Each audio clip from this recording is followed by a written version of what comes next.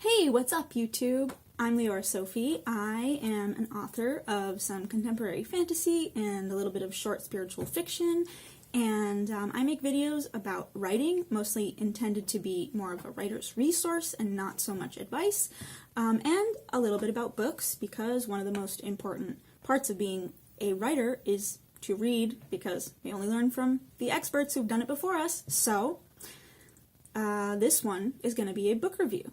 Recently, I read the Rivers of London series by Ben Aronovich, which is a series of contemporary urban fantasy. So that's both contemporary and urban.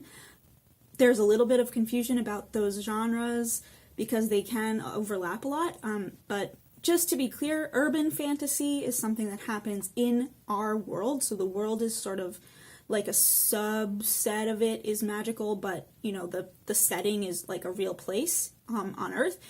Whereas contemporary fantasy happens, you know, in this day and age, but doesn't necessarily have to be in our world. So it could be like, let's say it happens in a fake city, but they do have real technology, as opposed to urban fantasy, which can happen in New York City, but 200 years ago. So Rivers of London is both. Happens in today's time in the city of London.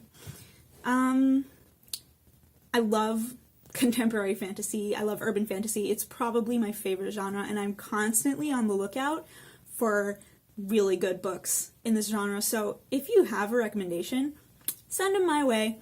And keep watching to hear a couple things that are important to me when reading these books. Yeah, I am going to talk a little bit about the series as a whole and not just about the first book, but I'm going to do my best not to spoil it. In a nutshell, it's the supernatural cops. These are the cops in the London police force that investigate crimes that involve a supernatural element. So, you know, if a crime was committed by a wizard, these guys will be the investigators. Sometimes they have a ghost as a witness, or you know, maybe the perp is actually a vampire. The author kind of leaves what creatures are in the world as open to interpretation right in the beginning. He's like, basically we have all the creatures, so he doesn't really limit himself in that way, but it's pretty, the ones that you really see in the book are not quite that many. There's some fae, there's magic, wizards is what they call them, and some ghosts.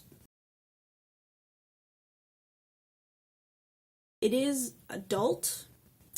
There's a little bit of sex, but it's kind of quick and to the point. It's not very emotional. It's even a little bit unattached, kind of like, oh, this is no big deal, we're having sex, we have no feelings about this sex, except we kind of like it, we're having a good time. It's not a romance. Violence. They do investigate murders. There are some descriptions that are a little bit icky, but they're not terribly gruesome, at least in my opinion, and I consider myself to be fairly sensitive. Cop walking on to an investigation of a completely random stranger, and they describe the body in parts, like, honestly, it's like, ugh, and then I move on. There aren't really any character deaths. Not really. Well, there aren't any character deaths in the first book, and even the ones that come later are not major characters. They're not characters you're really attached to. Profanity. They do say the words. They say the F word and a lot of other words, and it's so British and very entertaining and very, in my opinion, it's really good. It just works really well. It's funny, it contributes. I really think it's just absolutely necessary, and it works really well. So Peter Grant is hilarious. Okay? He is the main character and the POV, the point of view character. He narrates the entire story, and he is hysterical, and he has all these thoughts that are just like, oh my god, so relatable. I'm like, yes, that one right there, that is me. Listening to, you know, waking up in a dormitory and like listening to the thunderstorm of people putting on their boots and walking around the kitchen at 6 a.m. Like, oh my god, I so feel that. He's a geek. He's a nerd and a geek. And so he constantly is making all of these references from sciences, hard sciences, to Doctor Who, and it's just awesome. You never know when he's gonna look at something and be like, oh my god, that is, this looks just like the blah blah blah, I can't believe this is real. So I really love it in that sense. And Peter Grant is a person of color, and the audiobook is read by a person of color, and that is also exciting for me. Next, there's Leslie, who is starts off in the beginning of the book as Peter's partner in the police, and she's awesome. She's also funny, but she's like smart, and she really has it together. She knows what she's doing. But she's also kind of condescending, but in a friendly way. It's sort of like, I really like her. Honestly, she's a badass. She's great at what she does, but she also has feelings, which is nice. She talks about things. She puts Peter in his place anytime he's, does some bullshit, which was really stupid. And so it's, she's a good character. She contributes a lot to the story, and she is also very relatable, and she has a ridiculous character arc that is over the entire series, which is honestly still going on as of today. The 8th book has yet to be released. I can't wait to see what happens. It's really intriguing and really believable. So I'm looking forward to see what Leslie does and what she turns out to be. Nightingale is so great. He is the captain of the supernatural cop unit, and he's like all the other cops consider him to be a total weirdo, and he kind of is in his way, but once you get into the world of the supernatural, he's like, totally on it. It just makes perfect sense, but he's also kind of a technophobe, so, Peter, helps him with his phone and stuff, which I like that. I like that interaction between them. It's endearing, and it's funny. I love Dr. Waleed. Dr. Waleed is their, pathologist, maybe? Whatever, they have he's a medical examiner who works with their cop unit, and he is so smart, but also so graceful and a real nerd in his way. There are times when Peter will meet this new kind of character, this new kind of supernatural creature, and is like a fae nymph hybrid or something, and his first thought is, oh my god, Dr. Waleed would totally get a kick out of analyzing your DNA and stuff. Dr. Waleed has a collection of, brains that have been altered by magic, and he likes to take them out and show people. It's just, he's really funny. Okay, not in a gross way. It's not gross at all. It's just really funny. Maybe it's a little bit gross, but it's really funny, and that's the point, he's just I love him. He's such a great character. Okay. There are a few other women. I will also discuss that later. Beverly Brooke, which brings me to the rivers, which I love. The concept, how the rivers are manifested in this book, I really like it. I think it's really creative, an original interpretation of this idea of a river spirit. The rivers that you mostly interact with, because some of them are male and some of them are female, but the ones that are kind of most central to the plots, to the story, are these badass, powerful black women. All of them, even the ones that are very young, and the ones that are very old. And I just love that. I love the power that they have. I love the way their powers manifest. The things that make them kind of not entirely human, those are really cool. And I've just never seen anything like this before. Which is not to say that there isn't, just that I've never seen it, which isn't saying a lot because, I haven't read all the books in the world. But I did get a sense that it was very creative and very original. And I liked it. It's very cool. Cool powers, cool characters. Beverly is really funny, really hilarious, also a total badass. Also calls Peter out on his shit, which is also nice. Honorable mention, Toby the dog, one of my favorite characters. And Molly, who is Fae, and also the Fae have kind of an interesting interpretation in the book. The Fae are mute, which is a little bit weird, but as soon as you get used to it, you realize how the people who interact with the Fae have developed a completely effective way of communicating with them. To the point where, later on in the series, there's this one Fae that Peter talks to, and he really gets her entire backstory without her being able to speak a word. She understands what he says, but she can't talk at all. And so, through a kind of combination of body language and her drawings, he's able to conclude her entire backstory in detail, which is really cool. It's really cool to see a way that a character can talk to a character with a disability and really completely understand what they're saying. That is worth mentioning. Another disability theme, there is a plot that I'm not going to specifically say what it is because it's a spoiler, but it does begin at the end of book 1 and goes through several books, talks about a real struggle with a physical disability. It's really heartbreaking. There's a lot of, mentions of how other people react to it, how hard it is on the character to have, not started off with this disability and then obtained it, and then all of the changes that they go through. The character arc is related to it. I can't speak to the accuracy of the representation, I just think that it is good.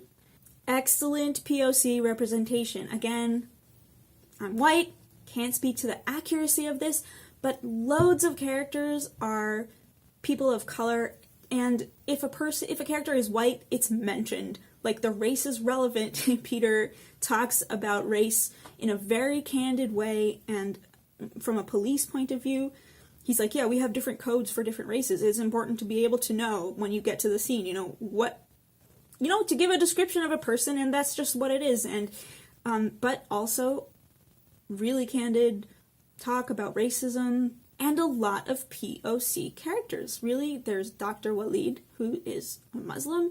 There's Peter, who is part Indian, part black, I think. Beverly, who has Nigerian roots. There's another character much later in the series, Ghalid, who is a Muslim woman, and they're really not shy. They're not shy about discussing racism and bringing it up and confronting it. So that was really nice to see. For me, that was really nice. It kind of pulled me out of my bubble of being able to imagine that everyone is white, and that's relevant. That's important. I liked that. I liked that element of the book. The plot is engaging.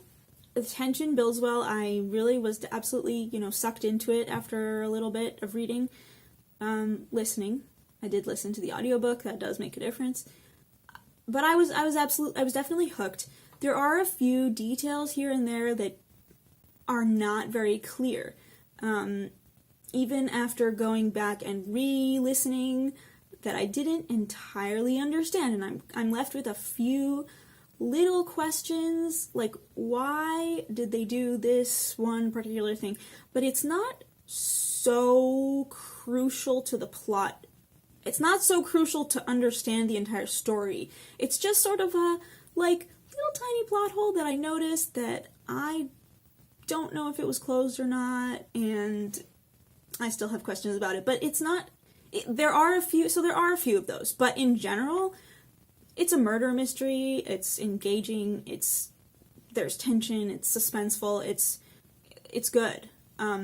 I was interested in it. There were really good twists that were absolutely believable yet surprising. Good plot, and the style of writing, honestly, is really cool. He has really good scenery descriptions, really good descriptions of scenery and of characters. They're not so lengthy, it's not looking at the panoramic in Lord of the Rings. It's like he gives you one or two relevant, intimate details that just put the image in your head, and that's perfect. And he doesn't, it seems like the author doesn't really care if you imagine the things exactly as he imagined them. He just gives you enough to imagine them strongly on your own. Scenery is very vivid. The characters' looks are very vivid. The narration is hilarious, and the dialogue is excellent and quirky, and there are a lot of really good quotes. I mean, I went on Goodreads after every book and just liked all the quotes from the book that people put up, and there were some that I couldn't find. I was like, no, I have to add this quote from how did they not have this one quote? The really highly quotable series. One thing that surprised me is authors writers especially, talk about info dumping as like a big no-no. Don't do the info dumping, scatter the information throughout the series in a real subtle way, but there is quite a bit of info dumping throughout the series, and I think it's really well done. I loved it. I was really interested in it. It was like this, it spoke to me on an intellectual level. It's almost always done through Peter's lens, and so one of the things they say about info dumping is always put it within the context of someone's opinion. So that is one thing that he does very well. And he kind of, it's not just like Peter is telling you these facts about the police, it's Peter is telling you why the Metropolitan London Police is actually is completely ridiculous and incompetent, or Peter is telling you why the Metropolitan Police is awesome, or, it's well done. Also, tons of geeky references. So, really, it didn't bother me at all. In fact, I think it really enhanced the books. And I'm looking forward to more. I felt like I was really enriched by reading it. Not in a research level. Like, I'm not gonna go and say, oh, I understand how London police works now, or I know physics now. But, I did feel enriched by listening to Peter's info dumping. I thought it was very good, even if it's, magic info dumping or whatever. I really thought it was excellent. He, for example, there is this process that happens to the brain when a person practices magic, and Dr. Waleed calls it hypothermatological degradation, but Leslie and I call it cauliflower brain effect, like some kind of joke like that. Okay, now on to the one thing that bothered me throughout the whole series. Why are all the women sex objects, Ben? You meet Beverly, and 2 seconds later she's naked. And okay, I get it, he's explaining that it's, relevant to how these types of creatures are different than humans, but come on, really? And there's this one fae that he's describing in book 7, that he says she has supermodel legs. Have you never met an adjective before? Come on, you're an author. Do better. That is just lazy writing. Supermodel legs? Really? Honestly, that was a real disappointment. Ben Aronovich has created these badass, powerful women goddesses. Why do they have to be sex objects, all of them? Some, I get, maybe 1 or 2, maybe 3 or 4, maybe 5 or 6. But not every female character you meet has to be introduced by her breasts and her curves before you find out about her personality, okay? It just does not have to work like that. It's lazy, it's sexist, it's misogynist, and I am not pleased. Bad boy, Ben, okay? That's what I have to say about that. There is a tiny wink at LGBT representation, and it's there. It's not very good. It's not amazing. There's a trans non-character who doesn't even have a name that they meet in book 2, and there's this moment that I was not very pleased with, where Peter is like, "Are you a guy?" And the trans person says, "Only biologically," and they just leave it at that. And like afterwards they talk about it, and the other character says, "I didn't know she was a guy."